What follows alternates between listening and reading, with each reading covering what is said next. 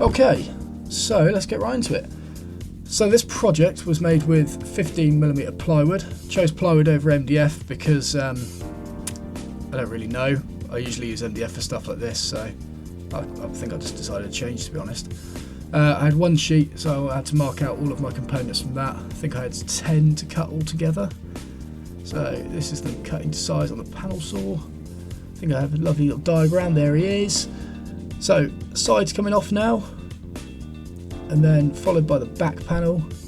These are all massively oversized because I'm going to be veneering this project in American Black Walnut to make it a lovely chocolatey brown. So once it's all veneered, that's when I cut it to final size. 3 drawer dividers there in case I cock one of them up, which I did. And then finally the top, middle and bottom horizontal shelves.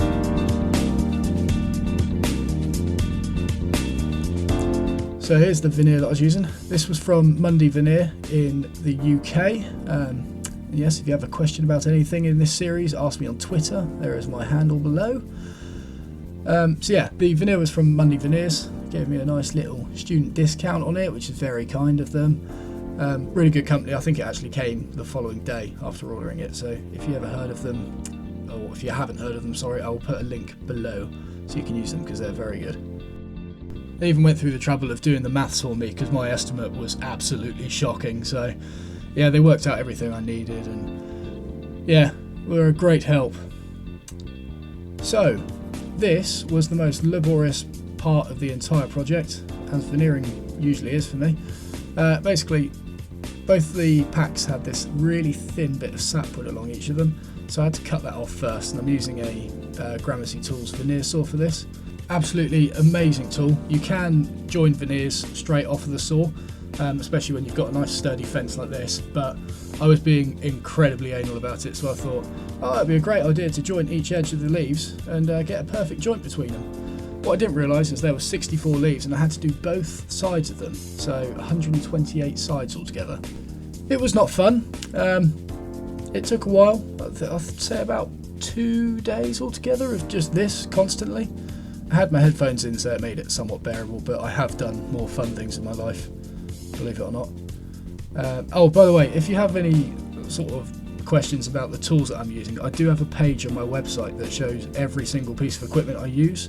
So if you want to have a look at that, I'll put a card in the top right corner now. Hopefully I remember to do that. But yeah, it's all been categorised, so it's nice and easy for you to find things, and there's a little review and what I use the tool for and everything written below each one. So I don't know, it might be of use to someone, but like I say, it is all on my website, so if you have any questions, either ask me on Twitter or have a look on there. So because I only had 4 weeks to make this entire project, I was in a little bit of a rush, and I made one cock up here already. Basically, as you can see in the diagram there, I was meant to have a little bit of lipping and then veneer over that, and then stick another lipping on top of that, which would then allow me to run a little V-groove through it, as you can see here. So this will be a shadow gap along the top edge and bottom edge of the sides and back, which would mimic the line all the way around the sides. But I forgot to stick that lipping on before I veneered it, so I'm making that lipping now after it's being veneered. I didn't really need to do this either, because I realised that if I'm going to stick a small lipping on and then a big lipping, I might as well just make the big lipping even bigger. So it was a little bit of a waste of time, but you'll see the effect it produces later. It is a nice shadow gap, and I think it is needed on the cabinet, but yeah, it's just a bit of a ball ache. So this is me sticking the small lipping on. I use duct tape for things like this now, because putting clamps on stuff like this, it's just a bit of a nightmare. It's just too cumbersome and you risk denting the wood, so duct tape is amazing. And if you put parcel tape along the wood first, it stops the duct tape from ripping the grain out. So here's the big lipping going on the small lipping. So as you can see, I should have just made an even thicker lipping, so I didn't have to do it twice, but I don't know, it must have been a Monday morning. Now here, I have to make lipping for the front of the, how do I explain this bit? I think I've got a diagram coming up, I think. Basically, it's fatter lipping to allow me to plane a relief for the door. Because the front of the cabinet is curved inwards, the door can't be, oh my, this is so difficult to explain. Wait a minute, here it is. So I'm making a lipping for that bit there. So that's basically slightly angled in to match the angle of the door, and the lipping needs to be extra thick to allow me to plane that angle in it without exposing plywood underneath. Whew, that was effort.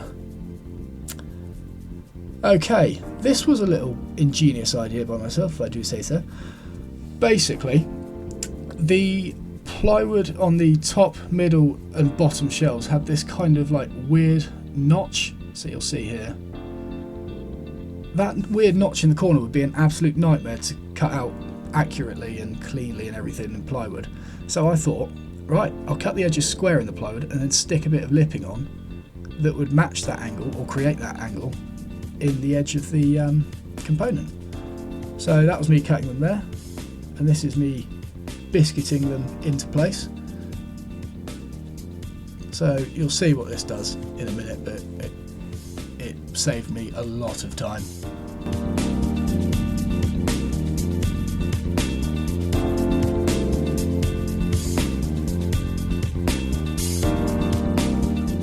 So there's the what are those? The upper dividers and the horizontals, and there's the drawer dividers there as well. So now I can make a template for the front curve. So this was done on a tram alarm.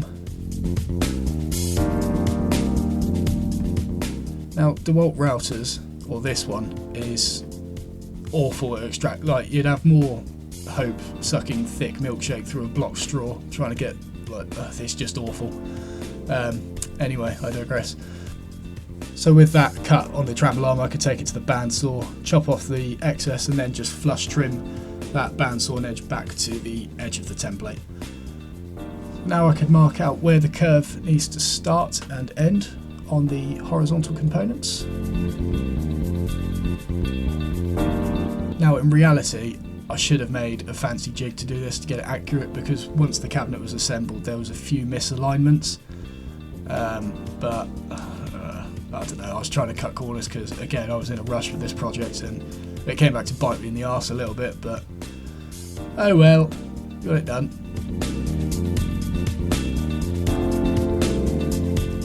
And then, like an absolute barbarian, I just screwed the template straight onto the plywood. If it was being veneered, you know, you could just shove a bit of filler on it first and then veneer over it. It's fine, it's fine. Bespoke furniture. So that's the flush trimmer, taking the template back, getting a lovely even curve on that, and then with a small audience, getting it all veneered up. In fact, that was one panel because I remember the glue went off a lot. It was really hot in there because we had the hot press going, and it set the glue off like really quick. So I spread it on one thing and it was almost dry. So I was like, shit, I had to get it back into the press really quickly. Once it was all dry, just a quick flush trim to take it back to the lipping and the edge of the plywood. Relatively easy job. That was me routing back the notch there, so it was so much easier to create it with an extra bit of lipping rather than cut it out of plywood. And yeah, with all those veneered, I could start working on the legs, which will be next week's episode. See you then.